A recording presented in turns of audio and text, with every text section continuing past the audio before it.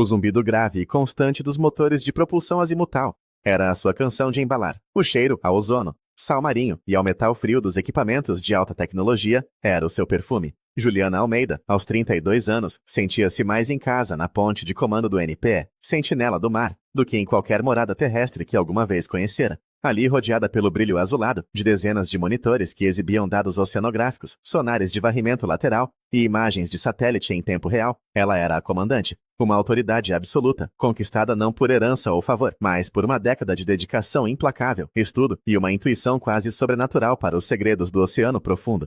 Os seus dedos deslizaram sobre um ecrã tátil, ampliando uma anomalia detetada no leito marinho da Bacia de Santos. Uma pluma de metano, subtil mas inconfundível. Tenente Coronel Matos, na escuta, a sua voz era calma, mas ressoava com uma autoridade que desmentia a sua aparência. Sim, comandante, a resposta crepitou no intercomunicador. Prepare o ROV Alpha. Quero uma análise espectrográfica daquela fissura a 2.200 metros, coordenadas no seu ecrã, e avise a equipa de biologia marinha. Se houver ecossistemas quimiosintéticos, quero a amostragem completa. Prioridade máxima. Entendido, comandante. ROV Alpha na água em 30 minutos. Juliana recostou-se na sua cadeira ergonômica, os olhos fixos no abismo digital à sua frente. Ali, a milhares de metros abaixo da superfície cintilante do Atlântico, ela orquestrava uma sinfonia complexa de ciência, engenharia e fiscalização ambiental. O Sentinela do Mar não era um navio qualquer. Era a joia da coroa do Instituto Nacional de Pesquisas Oceânicas e Ambientais, INPOA, uma plataforma de investigação e fiscalização de ponta, com poder para autorizar ou vetar projetos de milhares de milhões de reais que afetassem a soberania marítima e o frágil ecossistema da costa brasileira. E ela, comandante Juliana Almeida, era a sua guardiã, mas o zumbido dos motores estava prestes a ser substituído pelo ruído dissonante das expectativas familiares. A sua licença de 2 semanas começava amanhã. Uma viagem ao Rio de Janeiro, ao apartamento dos pais na Barra da Tijuca. Um mundo tão alienígena para ela, quanto as criaturas bioluminescentes das fossas abissais. Enquanto o helicóptero a transportava do convés do navio para o continente, a vastidão azul deu lugar ao emaranhado de betão e asfalto da metrópole. As suas mãos, habituadas a controlar joysticks de precisão e a interpretar dados complexos, apertavam a alça da sua mala de lona. Dentro dela, escondido sob roupas civis, estava o seu uniforme de gala, um azul marinho imaculado, com as insígnias de comandante de frota de pesquisa, uma patente que a colocava no topo da hierarquia científica e operacional do INPOA, uma patente que a sua família, ela sabia, interpretaria como um adereço de um passatempo caro e excêntrico. O apartamento dos seus pais era um santuário ao sucesso material, mármore travertino no chão, móveis de design assinados e uma vista panorâmica para a praia, que valia uma fortuna. Tudo financiado pelo império de Ricardo Almeida, o seu pai, um dos maiores empreiteiros do país. A Almeida Construções erguia arranha-céus, pontes e portos, domando a natureza com aço e betão. Para ele, o trabalho de Juliana era uma anomalia incompreensível, uma espécie de rebeldia prolongada. Juju, querida, chegaste. A voz da sua mãe, Lúcia, flutuou da sala de estar. O som não continha o calor de um reencontro, mas a formalidade de quem recebe uma visita. Lúcia não se levantou do sofá, onde tomava chá com uma amiga. Juliana pousou a mala no hall de entrada. O ar estava impregnado com o perfume caro da mãe e o cheiro a cera de chão. Nas paredes, o museu da história da família, fotografias de Leonardo, o seu irmão mais velho, a formar-se em engenharia, a casar-se, a receber prêmios em nome da empresa do pai. Havia fotos dela também, mas paravam abruptamente aos 18 anos. Juliana na sua festa de debutante, Juliana a receber um prêmio de mérito acadêmico no liceu. Nada depois disso. Nenhuma imagem dela com o seu primeiro diploma em oceanografia. Nenhuma do seu mestrado em geofísica marinha, nenhuma da cerimônia em que recebeu o comando do seu primeiro navio de pesquisa. A sua vida adulta, a sua verdadeira vida, era um espaço em branco na narrativa familiar. Olá, mãe, disse ela, forçando um sorriso ao entrar na sala. Lúcia fez um gesto vago na sua direção. Juliana, esta é a Marisa. Marisa, a minha filha, a bióloga marinha. A palavra bióloga foi proferida com o mesmo tom que alguém usaria para a colecionadora de selos. Algo inofensivo, ligeiramente infantil. Prazer, disse Juliana, apertando a mão de Marisa. Ah, que interessante! Exclamou Marisa com uma polidez forçada. Então andas a brincar com os golfinhos? Juliana respirou fundo. Era sempre assim. A simplificação grosseira do seu trabalho. Na verdade, eu comando uma equipa de fiscalização e pesquisa em águas profundas. Mapeamos o leito marinho, monitorizamos o impacto ambiental da exploração de petróleo e gás e... Que fascinante! Interrompeu a sua mãe, trocando um olhar com a amiga que dizia, paciência, ela é assim. Mas senta-te, querida. Conta-nos coisas que possamos entender. Vais ficar para o jantar, claro. O teu irmão e o teu pai vêm mais tarde. O Léo fechou um contrato enorme hoje. Um complexo residencial de luxo em Angra. O teu pai está radiante. O orgulho na voz de Lúcia era uma faca afiada. Era o tom que ela nunca, jamais usara para Juliana. Que bom para ele, respondeu Juliana, a sua voz neutra, um escudo polido por anos de prática. Mais tarde, refugiou-se no seu antigo quarto, intocado, como sempre. A estante ainda exibia os seus troféus de natação do liceu e os livros de cálculo e física da faculdade. Era como se os pais tivessem decidido que a filha que eles conheciam e aprovavam tinha deixado de existir no dia em que ela recusou a oferta do pai para um cargo de gestão ambiental na construtora, para aceitar uma bolsa de estudo no estrangeiro. Vais deitar fora o teu potencial para andar a apanhar conchas na praia, Juliana. Dissera-lhe o pai na altura, o seu desapontamento tão pesado como uma laje de betão. Ela sentou-se na cama, o colchão ainda com a mesma firmeza familiar. Abriu a mala e retirou o cabide com o seu uniforme. A lã azul escura era pesada e fria ao toque. As insígnias douradas nos ombros brilhavam suavemente à luz do abajur. Comandante, uma palavra que, naquele quarto, parecia pertencer a outra pessoa, a uma vida paralela. Amanhã, a Almeida Construções iria apresentar o seu projeto mais ambicioso até a data, a expansão do porto de Itaguaí. Um projeto de infraestrutura colossal, que prometia gerar milhares de empregos e milhões em lucro, mas que também ameaçava um santuário de vida marinha de importância crítica. A apresentação seria o evento principal de uma grande conferência sobre infraestrutura e desenvolvimento sustentável no Museu do Amanhã. O seu pai e o seu irmão estariam lá, no auge do seu poder e influência. Eles não sabiam que o relatório de viabilidade ambiental e impacto marítimo, o documento final que poderia aprovar, modificar ou vetar completamente o projeto, estava na sua secretária, no Sentinela do Mar, e que a assinatura final, a decisão que pesava sobre o futuro do Império Almeida, seria a sua. Ela pendurou o uniforme no fundo do armário, atrás de vestidos de verão que não usava há uma década. Por esta noite, ela seria apenas Juju, a filha decepcionante, mas amanhã as correntes iriam mudar. O som da campainha anunciou a chegada de Leonardo. Juliana respirou fundo, endireitou os ombros como se estivesse a inspecionar as tropas e desceu para enfrentar o tribunal de família. A sala de jantar parecia ter encolhido, ou talvez fossem as personalidades expansivas à volta da mesa que a faziam sentir-se claustrofóbica. Leonardo chegara com a sua esposa, Beatriz, ambos vestidos com a armadura do sucesso corporativo. Fatos caros, relógios vistosos e um ar de quem acabara de conquistar o mundo. A sua prima Sofia, uma advogada de sucesso em São Paulo, também fora convidada. Sofia era a única que, por vezes, parecia olhar para Juliana com genuína curiosidade em vez de pena. Juju, ainda com esse bronzeado de quem passa a vida de férias. Saudou Leonardo, dando-lhe um abraço rápido e um beijo no ar. O comentário, disfarçado de elogio, era uma farpa habitual. Olá, Léo, parabéns pelo contrato em Angra, disse ela, mantendo a voz serena. Obrigado, foi uma batalha, mas o velho aqui, disse ele batendo nas costas do pai, ensinou-me a não aceitar um não como resposta. Ricardo Almeida, sentado na cabeceira da mesa, sorriu com um orgulho que preenchia a sala. Este é o meu rapaz, instinto de predador. É isso que é preciso para vencer neste ramo. O jantar começou com o monólogo de Leonardo sobre as suas proezas negociais. Lúcia ouvia-o com adoração, fazendo perguntas que apenas serviam para inflar ainda mais o ego do filho. E amanhã, o grande dia, disse Ricardo, mudando de assunto, mas não de tom. A apresentação do porto de Itaguaí. A Shannon Marconi, aquela CEO americana, vem pessoalmente para a conferência. Se fecharmos a parceria com eles, a Almeida Construções passa a jogar na Liga Mundial. Já está praticamente fechado, pai, gabou-se Leonardo. A minha apresentação é infalível. A única chatice é aquela burocracia do INPO-A. Temos de esperar pelo relatório final de um cientista qualquer.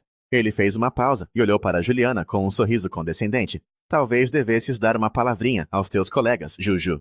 Diz-lhes para não atrapalharem o progresso com relatórios sobre a vida sexual dos caranguejos. A mesa riu. Juliana sentiu o calor a subir-lhe pelo pescoço, mas manteve a sua expressão impassível. Era uma máscara que aprendera a usar, tão essencial para a sua sobrevivência naquele ambiente como um fato de mergulho em águas profundas. O trabalho do INPO é levado muito a sério, Léo, disse ela, a sua voz perigosamente calma. Eles garantem que o progresso não destrua o patrimônio natural do país para as gerações futuras.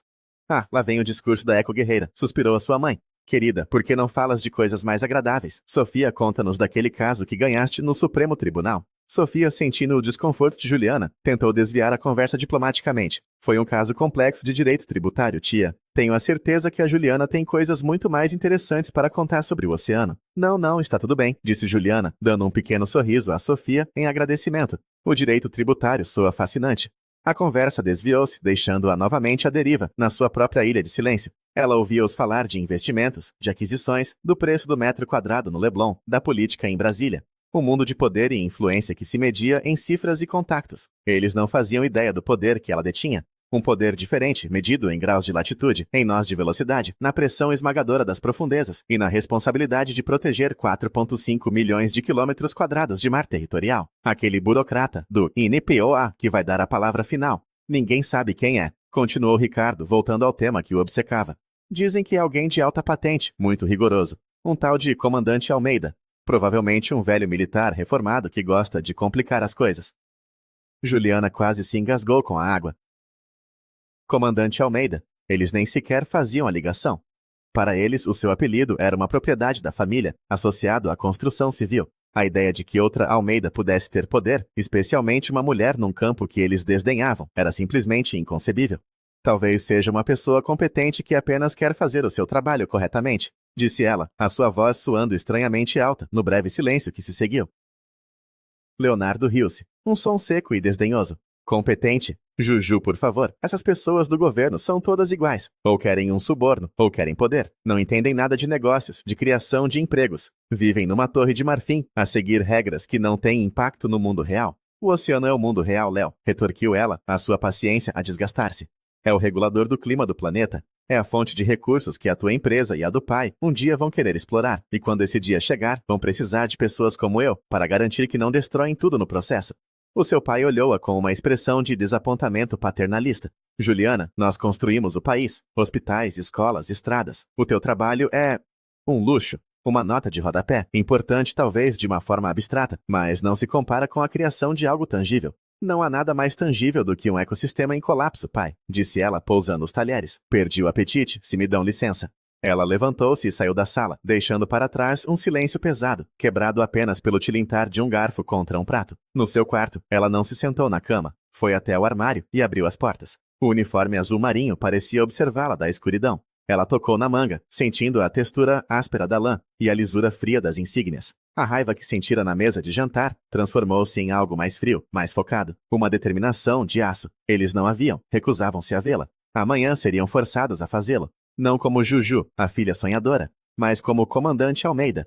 E o mundo real, o seu mundo real, estava prestes a colidir com o deles de uma forma que nunca poderiam ter imaginado. O Museu do Amanhã erguia-se sobre a Baía de Guanabara como um esqueleto de uma criatura marinha pré-histórica, uma obra-prima de aço branco e vidro projetada por Santiago Calatrava. Era o local perfeito para um confronto entre o velho mundo do betão e o novo mundo da sustentabilidade. Juliana chegou cedo, vestida com o seu uniforme de gala. Cada peça estava imaculada. Os sapatos polidos a espelhar o chão, as medalhas de mérito científico alinhadas no peito, as insígnias de comandante a brilhar nos ombros. A sua entrada no átrio principal causou um silêncio momentâneo. No mar de fatos cinzentos e pretos, o seu uniforme destacava-se como um farol. As pessoas olhavam primeiro com curiosidade, depois com um respeito instintivo ao reconhecerem a patente. Oficiais da Marinha presentes no evento endireitaram-se e acenaram com a cabeça em saudação. Ela era uma anomalia, uma mulher jovem numa posição de poder imenso, e a sua presença irradiava uma autoridade serena e inabalável. Ela dirigiu-se ao balcão de credenciação dos oradores. A jovem que a atendeu olhou para o seu nome na lista, e depois para ela, os olhos a arregalarem-se. Comandante Almeida, nós estávamos à espera de... Bem, não estávamos à sua espera. Pessoalmente, pensávamos que seria uma participação por vídeo. Mudei de planos, disse Juliana com um sorriso breve. Estava na cidade por motivos familiares. Ela recebeu o seu crachá e dirigiu-se para a área reservada, um salão com vista para a baía, onde os oradores e VIPs tomavam café. E foi lá que os viu, o seu pai e o seu irmão, no centro de um círculo de empresários e políticos, a rir e a apertar mãos. Ricardo parecia um rei na sua corte. Leonardo, o príncipe herdeiro, exalava a mesma confiança arrogante. O seu pai viu-a primeiro. A sua expressão passou da jovialidade para a mais pura confusão num piscar de olhos. Ele franziu o sobrolho, como se estivesse a tentar processar uma imagem que não fazia sentido. Tocou no braço de Leonardo, que se virou. A reação de Leonardo foi ainda mais expressiva. O seu queixo caiu literalmente. Ele olhou para o uniforme de Juliana, para as insígnias, para o crachá de oradora pendurado no seu pescoço, e o seu rosto ficou pálido. O círculo de pessoas à volta deles silenciou, seguindo o seu olhar chocado. Juliana. A voz do seu pai foi um sussurro rouco. O que estás a fazer aqui? E... que fantasia é essa? A palavra fantasia pairou no ar, carregada de anos de desdém. Antes que Juliana pudesse responder, um homem de cabelo grisalho e ombros largos aproximou-se dela, estendendo a mão. Era o almirante Bastos, comandante em chefe da esquadra. Comandante Almeida, que prazer revê-la em terra firme. A sua última monografia sobre as correntes de contorno na margem equatorial foi brilhante. Está a revolucionar a forma como entendemos a deposição de sedimentos. Juliana virou-se, oferecendo ao almirante um sorriso genuíno. Almirante, a honra é minha. Fico feliz que o trabalho da minha equipa esteja a ser útil. O seu pai e irmão observavam a troca, petrificados. O almirante Bastos era uma lenda, uma figura de poder imenso. E ele estava a falar com a sua filha, a sua irmã, não com condescendência, mas com o respeito profundo de um igual. Então, é a senhora, a famosa comandante Almeida, do INPOA, continuou o almirante com um brilho nos olhos. Ouvi dizer que tem alguns empreiteiros a suar frio hoje. Ele piscou-lhe o olho e afastou-se para falar com o ministro do governo. O silêncio que se seguiu foi ensurdecedor. O rosto de Ricardo Almeida era uma máscara de incredulidade e uma emoção nova e desconfortável, dúvida. Leonardo parecia ter sido atingido por um raio. Tu... Começou Leonardo, a sua voz um fiapo. Tu és a comandante Almeida? Eu sou a comandante Juliana Almeida, chefe da Divisão de Fiscalização e Pesquisa Oceânica do INPOA, respondeu ela, a sua voz clara e firme, cada palavra um golpe de martelo na fundação do mundo deles. E sim, Léo, eu sou a burocrata, que vai decidir o futuro do vosso projeto.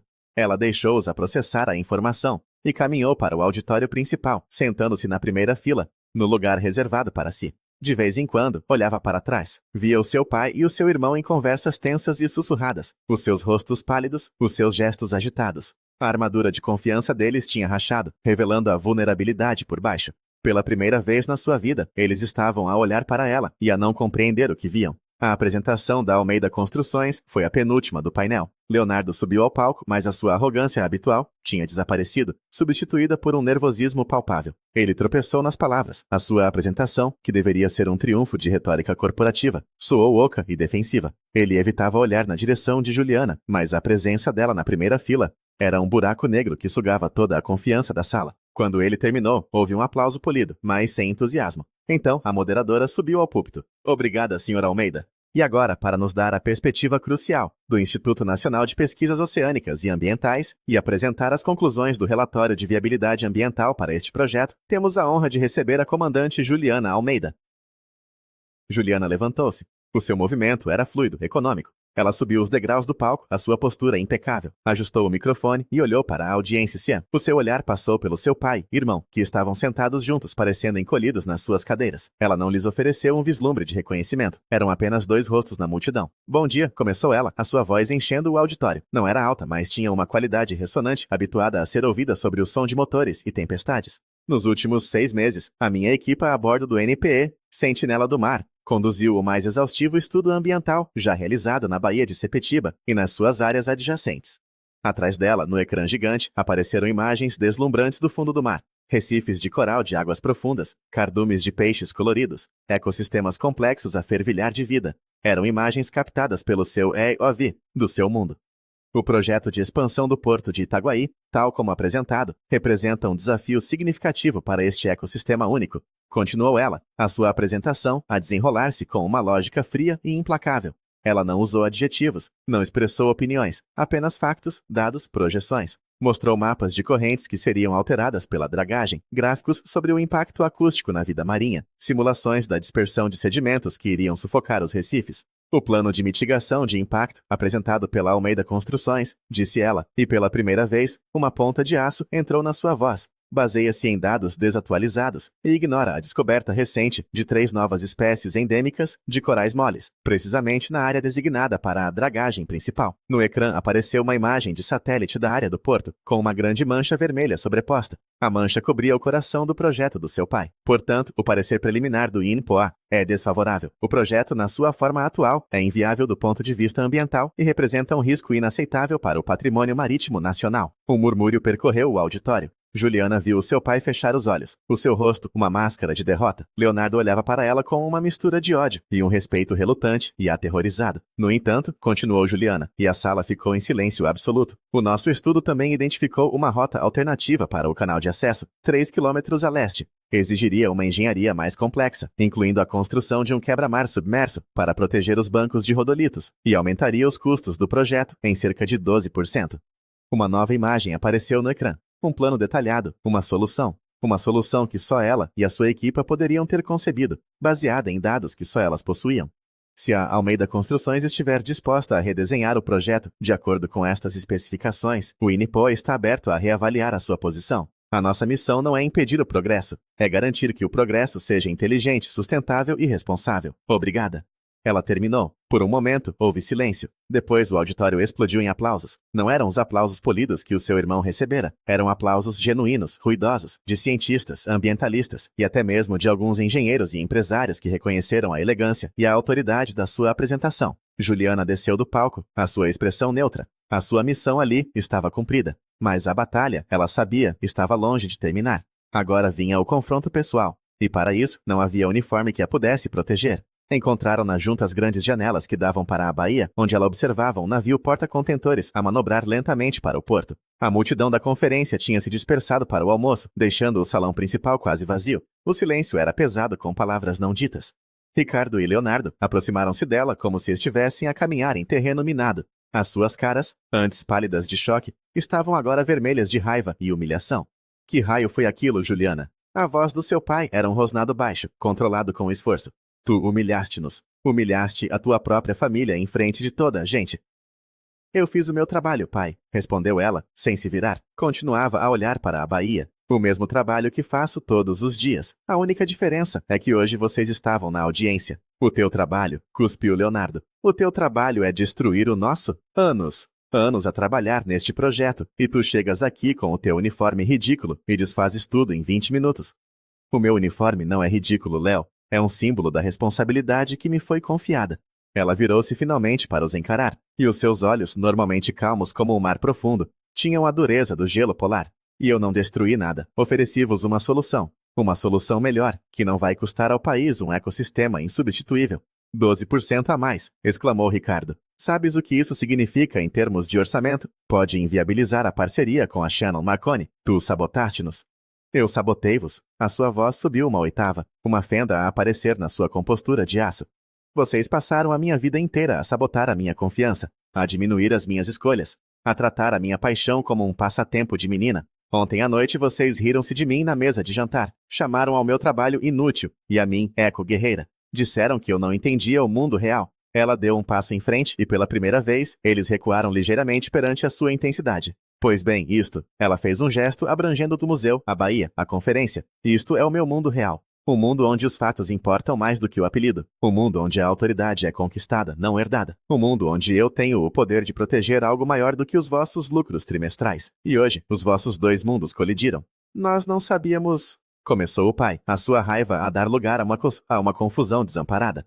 Por que é que nunca nos contaste? Que eras... isto? Juliana soltou uma gargalhada curta e amarga. Contar-vos. Eu tentei durante 10 anos. Cada promoção, cada artigo publicado, cada comando que recebi. Enviei-vos os links, os convites. Vocês nunca leram, nunca vieram. Estavam demasiado ocupados a celebrar os contratos enormes do Léo. Para vocês, eu estava a brincar com os golfinhos. Leonardo baixou o olhar, a vergonha a lutar com a raiva no seu rosto. Ele lembrou-se das palavras exatas que usara na noite anterior. Tu podias ter nos avisado sobre o relatório, disse ele numa última tentativa de transferir a culpa. E isso teria mudado o quê? Retorquiu Juliana.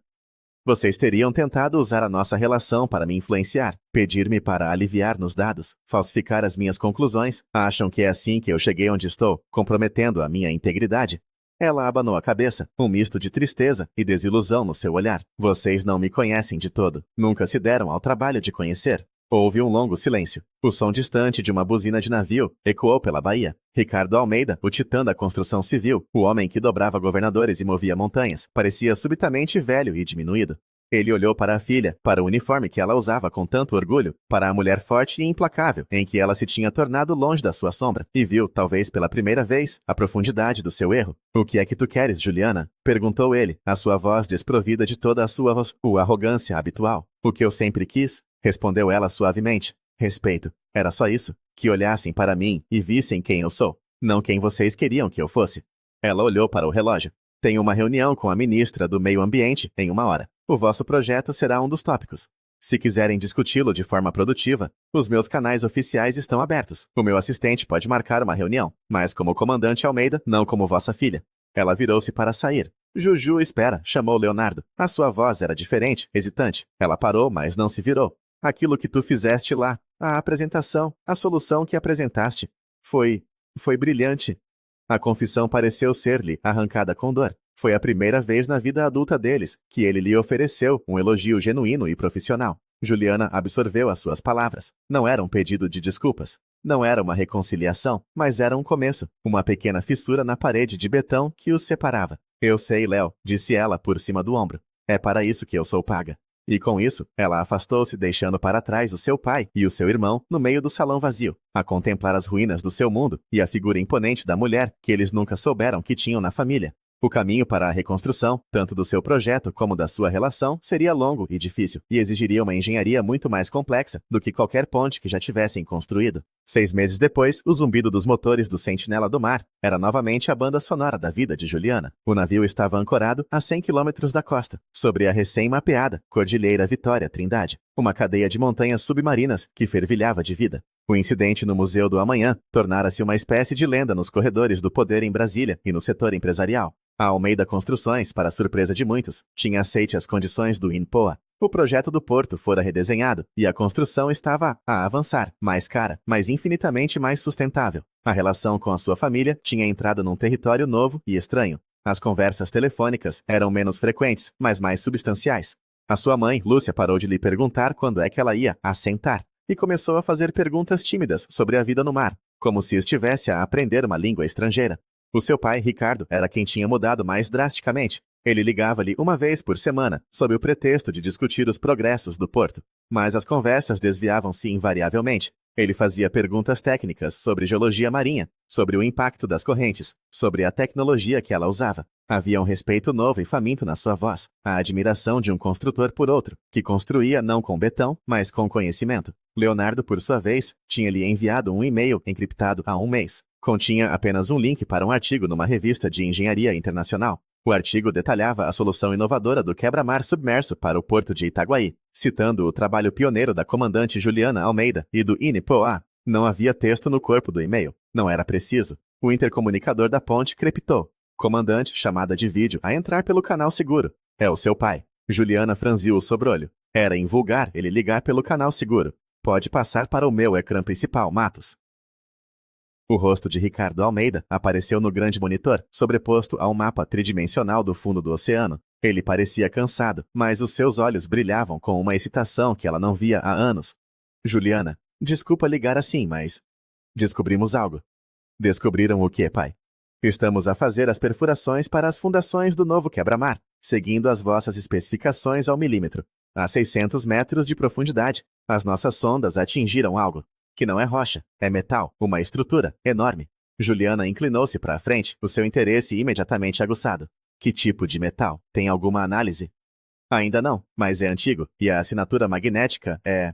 estranha. Léo acha que podem ser os destroços de um galeão espanhol, cheio de tesouros. Ele riu, mas o riso era nervoso. Eu não tenho tanta certeza. Parece... demasiado grande, demasiado regular. Juliana puxou os dados sísmicos daquela área. Viu a anomalia que as sondas do seu pai tinham encontrado. Era de fato maciça, enterrada sob séculos de sedimento. Pai, parem todas as perfurações naquela área. Imediatamente. Isola o perímetro. Ninguém entra, ninguém sai. E não fales com mais ninguém sobre isto.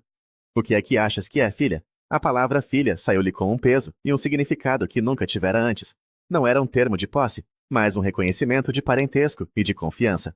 Juliana olhou para a forma fantasmagórica no seu ecrã, o seu cérebro de cientista, a trabalhar a alta velocidade, ligando pontos, formulando hipóteses. O seu coração começou a bater mais depressa, não com medo, mas com a emoção pura da descoberta. A mesma emoção que a levara para o mar em primeiro lugar. Não sei, disse ela, e um sorriso lento espalhou-se pelo seu rosto, um sorriso que o seu pai raramente via. Mas estou a mudar o curso do Sentinela do Mar, agora mesmo. Estaremos aí em 18 horas. Prepara-te para receber a minha equipa. Ela desligou a chamada e virou-se para o seu imediato. Tenente Coronel Matos, novo curso. Direção, Porto de Itaguaí. Velocidade máxima. Prepare o ROV Alpha e o Hugin AUV com o magnetômetro de alta resolução. Quero todas as equipas de arqueologia subaquática de prontidão. Entendido, comandante? Alguma razão especial para a pressa? Juliana olhou pela janela da ponte para a imensidão azul do oceano, um mundo de mistérios que ela dedicara a sua vida a desvendar. E agora, o mundo do seu pai, o mundo do betão e do aço, tinha tropeçado num desses mistérios, e ele tinha ligado para ela. Não para o governo, não para outros empresários, mas para a sua filha, a comandante. Sim, Matos, disse ela, a sua voz a vibrar com uma nova energia. Acho que a Almeida Construções acabou de fazer a sua primeira descoberta arqueológica, e nós vamos ajudá-los a perceber o que raio eles encontraram. O respeito fora conquistado. A relação, fraturada por anos de incompreensão, estava a ser reconstruída sobre uma nova fundação, não de obrigação familiar, mas de admiração mútua. A comandante Juliana Almeida estava a voltar para casa, mas desta vez era nos seus próprios termos, e estava a trazer o seu navio com ela.